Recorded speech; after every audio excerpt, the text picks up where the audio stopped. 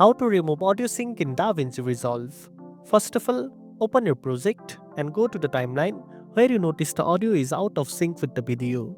To fix this, right-click on the clip and uncheck Link Clips.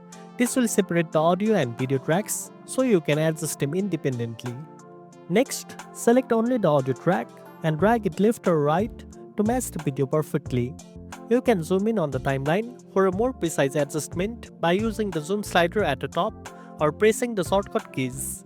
If the audio drift is consistent throughout the clip, you might need to adjust the speed of the audio to match the video length. To do this, right-click the audio clip, select Change Clip Speed, and then slightly increase or decrease the speed percentage until the audio syncs well with the video.